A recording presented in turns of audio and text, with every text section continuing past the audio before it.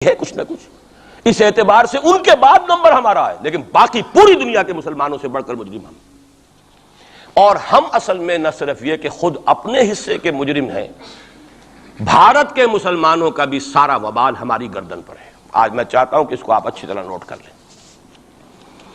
بھارت کے مسلمانوں نے، جسے آپ فرض کفایہ کہتے ہیں، نماز جنازہ فرض کفایہ، چند لوگوں نے بھی کسی مسلمان کی نماز پڑھ لی تو سب کی طرف سے ادا ہوگی، کسی نے بھی نہیں پڑھی تو سب مجرم ہو جائیں گے، بستی کے سب لوگ مجرم ہوں گے.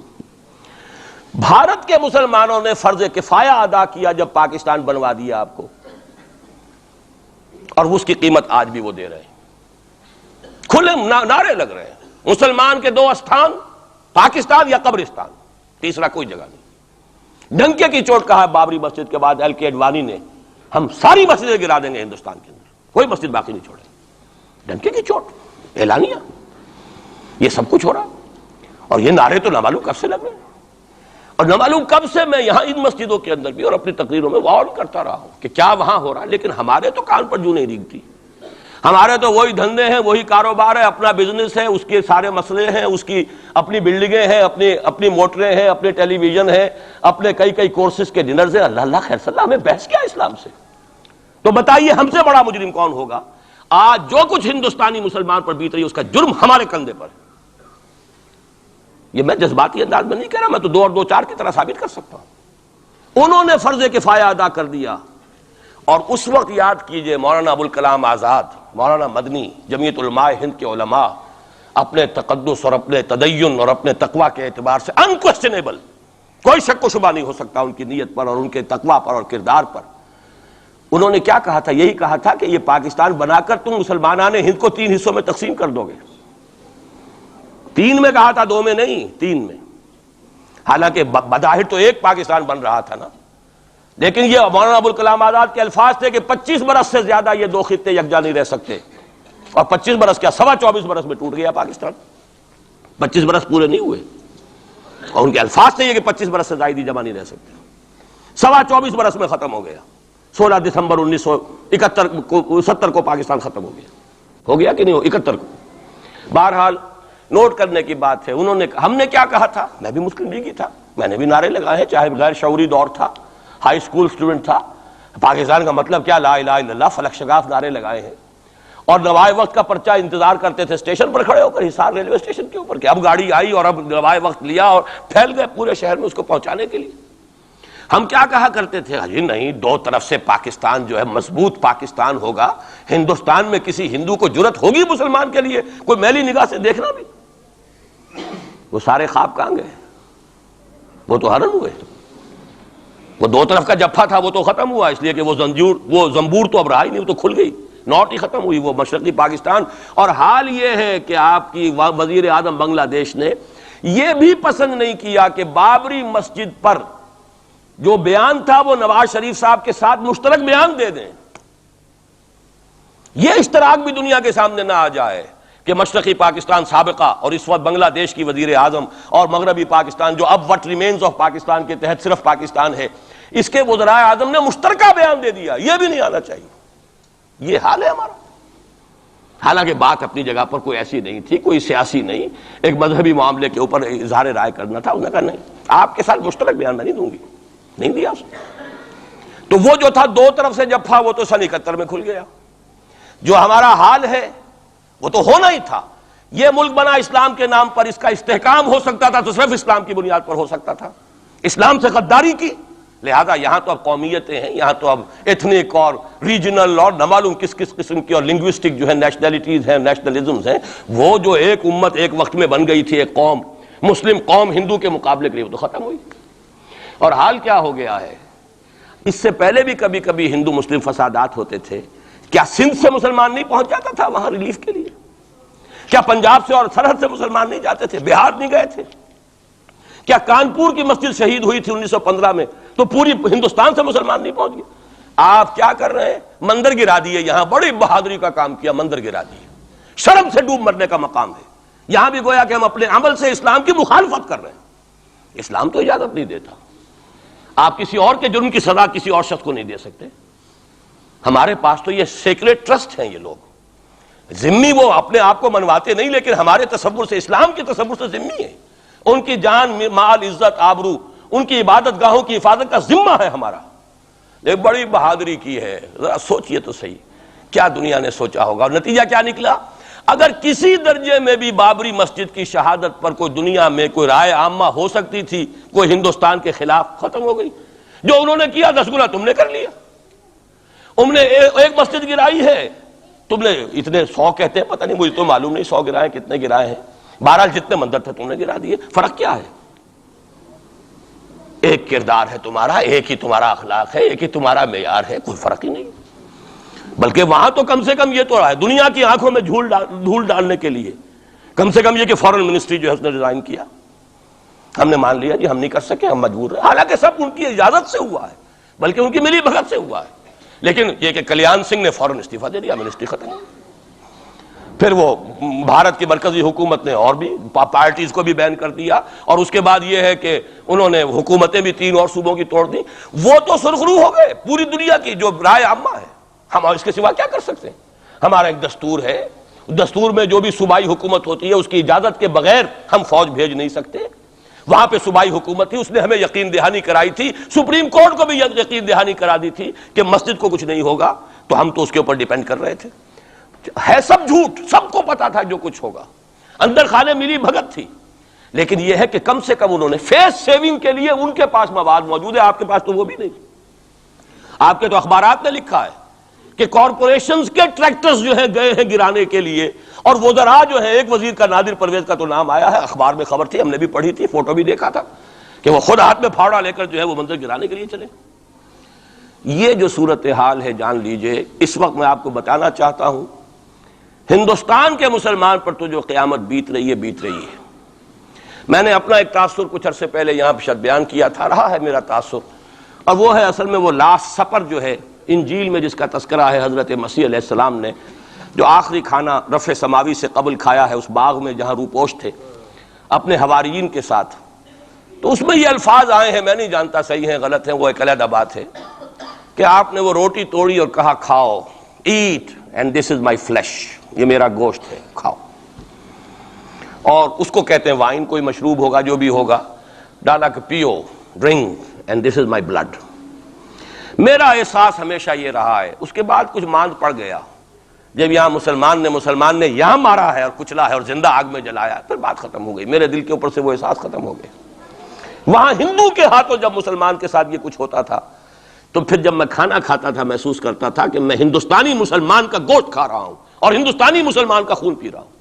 یہ ہمیں عیش جو یہاں حاصل ہیں، جو آرام حاصل ہے، جو ہمیں یہاں پر سہولتیں حاصل ہیں، جو معاشی اس کی کاسٹ پر ہے. اس نے آپ کو یہ ملک لے کر دیا اور آج تک اس کی قیمت ادا کر رہا ہے. اور ہم جو ہے عیش کر رہے ہیں، گل چھرے اڑا رہے ہیں. یہاں جس کے پاس 2 پیسے ہو گئے برقع اتار کے اس نے پھینک دیا. یہ معلوم ہوتا ہے کہ یہ تو مفلسی کو چھپانے کا ذریعہ تھا. 4 پیسے ہوں، اچھے کپڑے پہنے ہوئے ہوں، میک اپ صحیح کیا ہوا ہو تو پھر برقعے کی کیا ضرورت ہے؟ اور میں نے شاید سنا ہے آپ کو، مجھ سے تو چند لڑکیوں نے یہ الفاظ کہے باقاعدہ. میں جب پریکٹس کرتا تھا لاہور میں کرشن نگر میں، تو ایک گھرانے کی، اور مجھے معلوم ہوا کہ ان کے والد انتہائی نیک تہجد گزار. کئی لڑکیاں تھیں بہنیں، ایک ہی تقریباً عمر 200 سے 1.5 سال کی. کبھی وہ آتی تھی کلینک میں میرے تو برقعے سمیت، کبھی آ رہے ہیں تو بغیر برقعے کے. تو میں نے پوچھا یہ کیا تماشا ہے آپ لوگوں کا، کبھی بغیر برقعے کے کبھی برقعے سمیت. صاف جواب دیا. میں ان کے الفاظ کوٹ اینڈ کوٹ میں ان کے الفاظ کوٹ کر رہا ہوں. ڈاکٹر صاحب جب ہمیں کوئی میک اپ کرنے کا، کپڑے بدلنے کا موقع نہیں ملتا تو ہم برقع پہن لیتے ہیں، اور جب ہمیں موقع ملتا پھر ہم برقع کائے کو پہن. تو گویا کہ اس کو چھپانے کا ذریعہ برقع ہے کہ کپڑے میلے ہیں، میک اپ نہیں کیا تو لہذا برقع پہن لیا جائے. یہ ہے حال پاکستان میں اسلام کا جو ہم نے بنایا ہے. تو میں جو کچھ دیکھ رہا ہوں وہ یہ ہے کہ ہندوستان میں تو قیامت، اب وہاں جو آفیشیل فگرز ہیں 1000 1200 کتنے ہیں، لیکن کم سے کم 10,000 آدمی. اور اب یہ چین ہے فسادات کی. کل کے اخبار میں احمد آباد کی تھی، کبھی کہیں ہے کبھی کہیں ہے.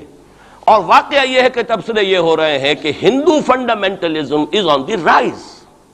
یہ جو کچھ ہوا ہے، جتنا بھی اس کے اندر ان کو گرایا گیا ہے، ان کی حکومتیں گرائی گئی ہیں، اس سے انہیں تقویت حاصل ہو رہی. They are getting stronger and stronger.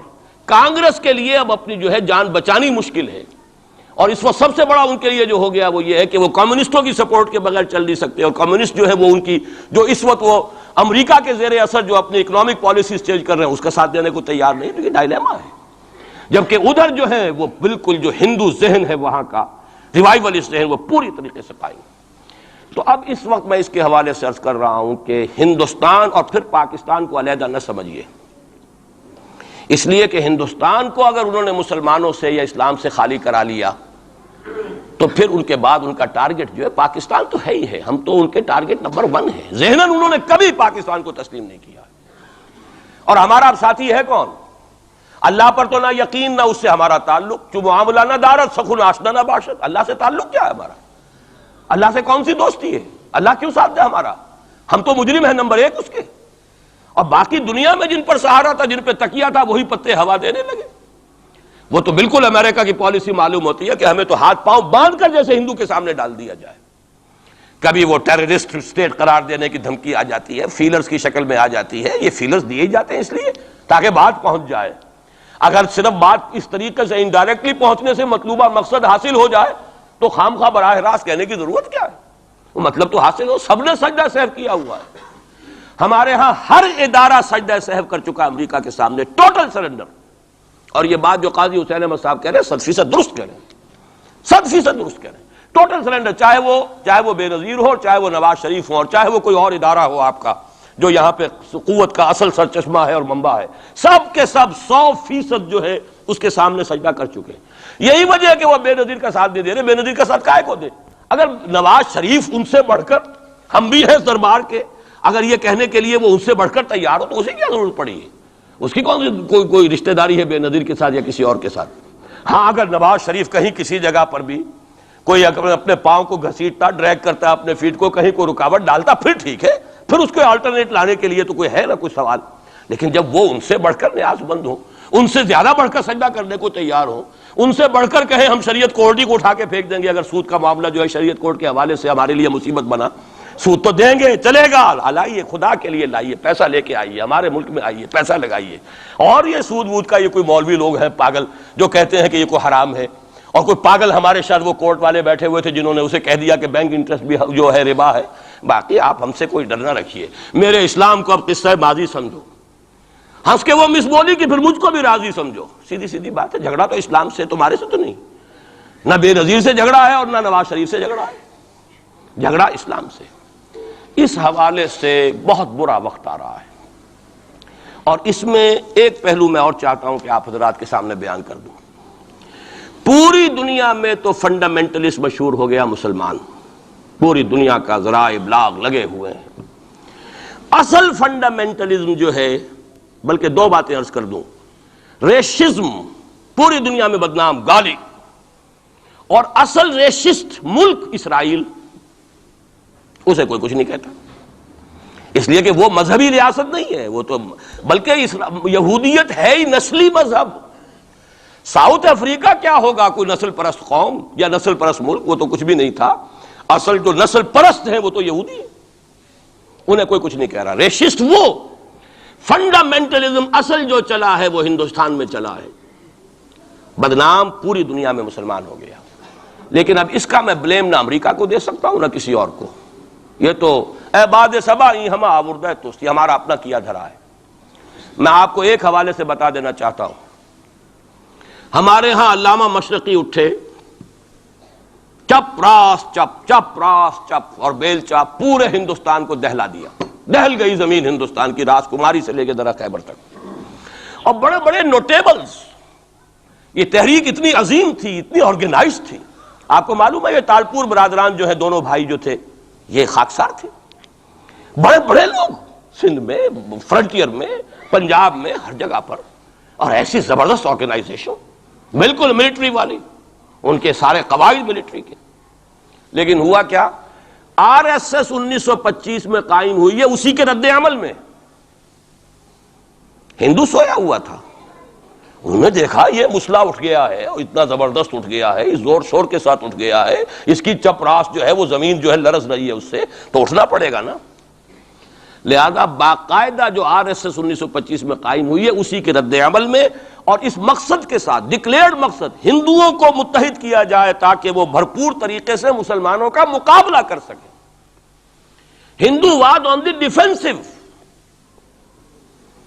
لیکن 1925 سے لے کر آج تک کتنے سال ہو گئے؟ 67.